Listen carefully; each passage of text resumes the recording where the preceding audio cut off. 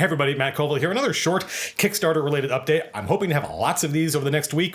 Why? Because a week from today, actually I'm recording this on Sunday. Sunday, March 11th is the end of the Kickstarter. And because we only have a week left, I wanted to talk about the Pledge Manager and what that thing is, because it's the answer to a lot of people's questions. But 30% of the people who have backed this Kickstarter have never backed a Kickstarter before and don't know what pledge managers are. So I want to make sure we cover that in a clear and concise way. Let's see how well a job I do. At some point after the Kickstarter is over, at some point after March 11th, probably about 2 weeks after, we're not exactly sure, you who have backed will get an email. And that email will tell you, hey, go here to manage your pledge. The best way to think of it is you're getting a link in email to a store. And at that store, you will tell us what your shipping address is. People have said, hey, I've pledged, but it never asked me what my shipping address is because Kickstarter doesn't really collect that data. And people have said, hey, I pledged for the shirt level, but it didn't ask me my shirt size. Again, Kickstarter doesn't really care about what your shirt size is. The store handles all that. So after the Kickstarter is over, after you've pledged, you will get a link that will take you to a store. And in that store, you will be able to manage your pledge level. And that, even to me, this is confusing. Let's not talk about the pledge level. In fact, let's put the graphic up. This is the graphic that shows you the different bundles you can pledge for. What the Pledge Manager, what the store allows you to do is add things to the bundle you have selected. When it goes live, you'll get sent to a site and the site is going to show you the store. When you go to the store, it's going to say, hey, here's what you're on the hook for. And if you want to, you can add things to that bundle you have selected. Or if you want to, what you can't do is you can't take the bundle you've selected and subtract things from it and say, no, actually, it turns out I don't want this thing that I'm on the hook for. What you will be able to do is select a cheaper bundle if you want to. That you'll be able to do, and then you'll get a credit, the difference between the cheaper bundle that you want and the one you selected. You'll get a credit you can spend on adding things to that bundle, but if you don't spend that credit, it doesn't get refunded. So we keep that money, which we don't want to do, obviously. So make sure you've pledged at a reasonable minimum. You've picked the cheapest bundle that has everything in it you want, because then you'll be able to add more stuff to it later. That's how it works. That's how the store, heretofore known as the Pledge Manager. So anytime I've talked about the Pledge Manager, from here on out, let's just call it the store. That's how the store is going to work. When you go, I've seen it. I've already been to the prototype page with the company that we have signed up with to help us with this. And what you see when you go there is it says, here is the bundle you have already selected. It imports that information from Kickstarter. And then if you want to, you can add things to that bundle. You can also pick a different bundle. You can pick a cheaper bundle if you want to and add things onto that one. And when you go from one, I don't think a lot of people are going to do this, but if you go from the $100 bundle to the $80 bundle, you get that $20 credit, which you can then spend. If this is confusing, and hopefully I've described it in a straightforward manner. A lot of my videos are repetitive and it annoys me. It's one of the reasons I'm looking forward to getting an editor once we get into our own space. But this video probably will be repetitive on purpose. It's repetition for the sake of clarity. That if you are confused by any of this, the simplest thing to do is I'll put a link here. This is the first pledge level. A lot of people don't even notice it, I think. But before the $5 sticker level, there is the I just want to give you some money level. If you pledge at this level, say $5, if you pledge $5 at this level, you will then be free to add on whatever you want. You'll be able to add on anything that is available in the store. I say that and I waggle my eyebrows because some of the things you can get, some of the Kickstarter exclusive things, some of the digital Kickstarter exclusive things and the signed book you will not be able to add in the store. You will not be able in the store to add the signed limited edition, which you can only get currently at the Covillain level. So if you really want that signed limited edition, you have to pledge before Sunday at that level. Otherwise, there's no way to get it.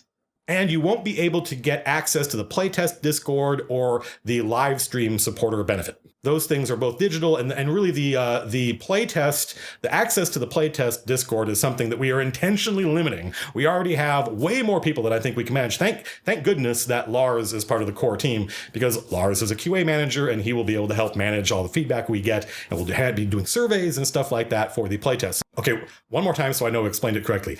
Access to the playtest Discord, the LIvestream subscription, and the signed limited edition hardcover are things you can only get if you pledge for those things before the Kickstarter ends. If you're in the system, if you pledged at any level, you will be able to go into the store later after the Kickstarter closes and add other stuff, as long as it's not those three things. But everybody who is backed is going to end up being sent to this store because we need your shipping info, we need your shirt size if you got a t-shirt, and that's where you'll be able to do stuff like add multiples of things. You'll be able to order more than one book. A lot of people said, can I order more than one book so that we can split shipping between my friend and I who live near each other? That you'll be able to do that in the store. People asked, will I be able to add dragons? Can I get multiples of one dragon? Can I only get, like, for instance, the Wormling? Yes, you'll be able to do that in the Pledge Manager, but you have to already be in the system. And generally speaking, it's a question of the bundle you have selected adding things to that. You can't customize the bundle you've selected. You can downgrade to a lower cost bundle,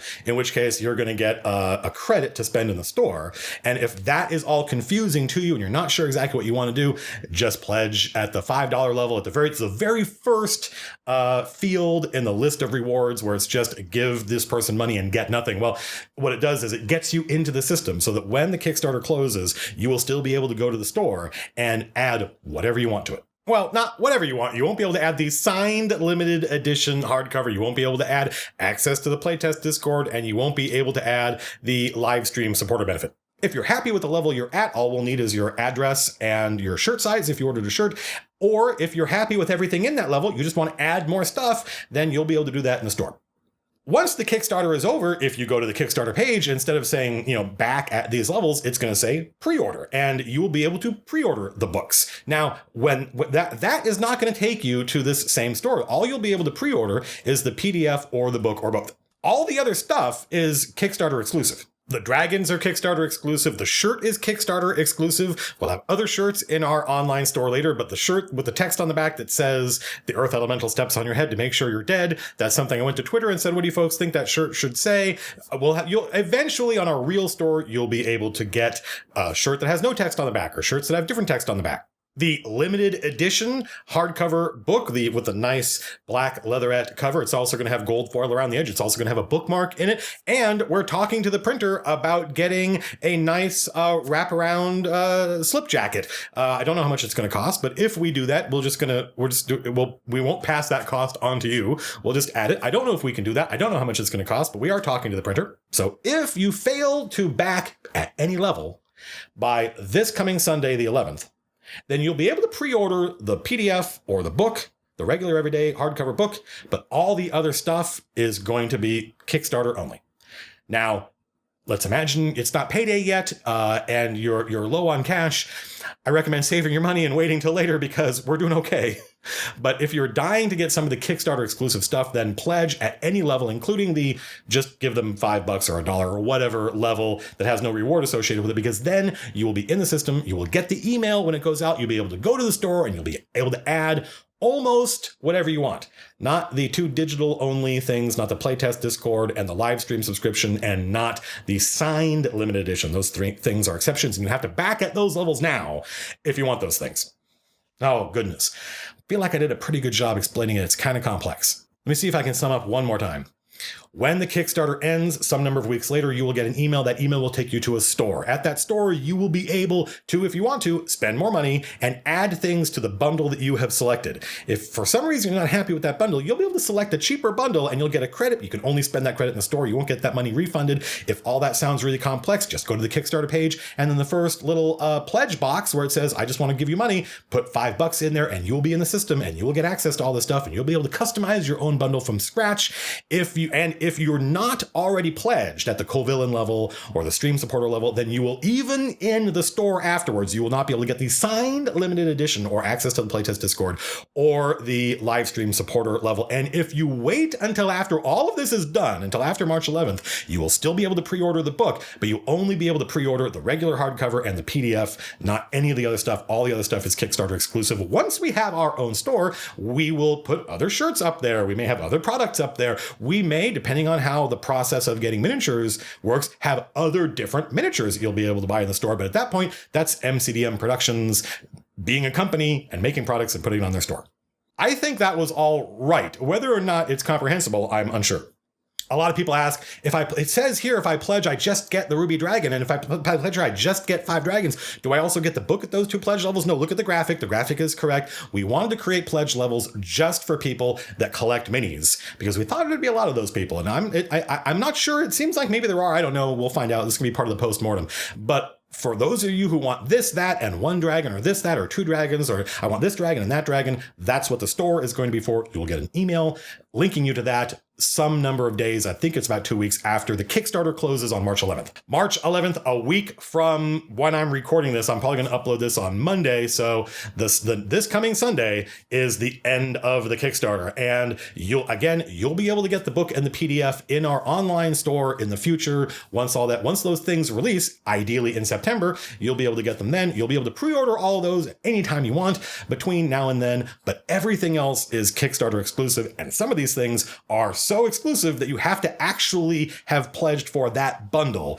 in order to get them. You will not be able to add them on in the store afterwards. You know, a lot of people really like that one Critical Role video I did where I talked about how Sam Riegel tried to save Liam O'Brien. But when I watched that video, I'm like, this is so repetitive. I could have made this half as long and it would have been twice as good, 4 times as good.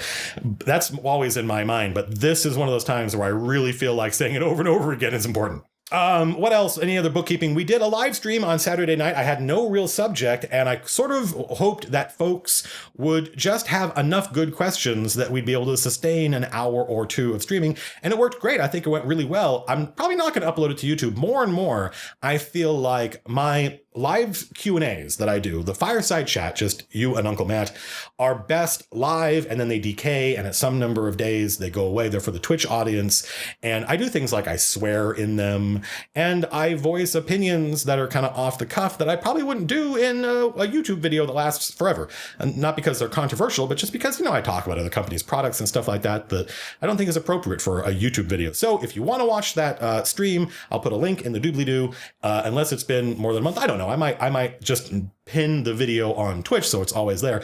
But more and more I find that the Twitch audience and the YouTube audience are really 2 different audiences. A couple of frequently asked questions I get a lot. People ask about multi-class characters and the stronghold rules. It's actually very simple. If you are, for instance, a paladin ranger and you found a stronghold, whichever stronghold you build, you will be able to either roll on the paladin or rogue chart, depending. And you not only can you pick which chart you roll on, you get to pick each time you roll.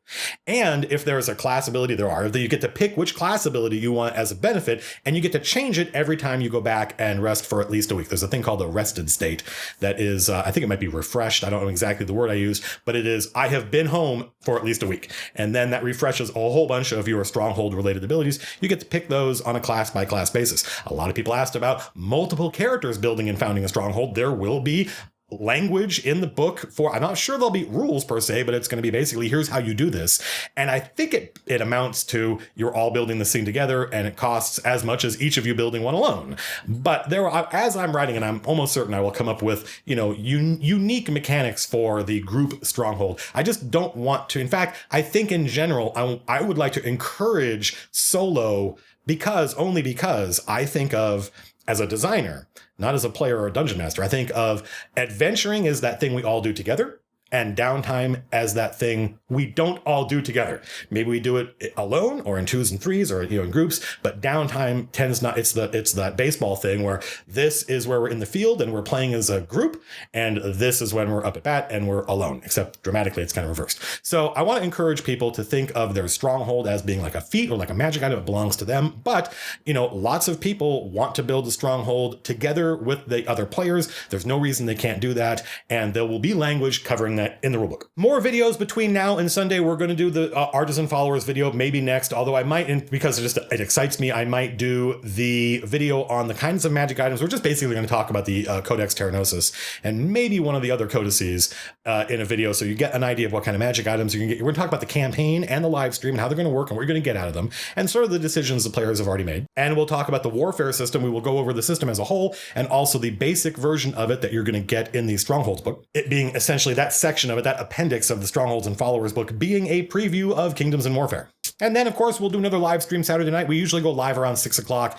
I have not yet committed to a time for our Saturday night fireside chats, which every week I am glad I didn't commit to a time. It's usually between 5 and 7, which means typically it's 6:15, 6:30, because that gives me time to solve all sorts of problems that arise. Things change very slightly. Maybe I get a new piece of equipment or something's changed and it doesn't work the way even though it's supposed to be a finite state machine, for some reason the computer is different this time than it was last time, and I need to test it, make sure that stuff works out, and there's always some new tiny problem to solve that takes a little bit longer. So typically it's between, if you follow me on Twitch, I try to do a good job of announcing when we're going live on Twitch. I say Twitch. Twitter, at Matt Colville. The two T things, I always get them confused. It's a bad habit of mine. I also confuse May and March because they both begin with M, which is really baffling to people.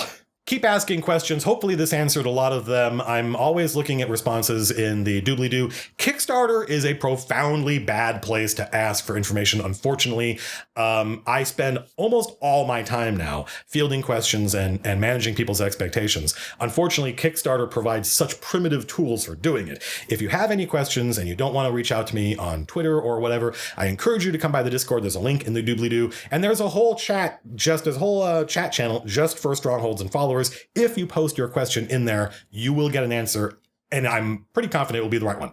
All right, folks, that's it. Next video is either going to be Artisan Followers or which magic items you're going to get. I'm not sure which. Both of them are interesting to me, and it doesn't really matter which one I do next, because whichever one I do next, I'll do the next one after that. You're going to get both. Don't worry.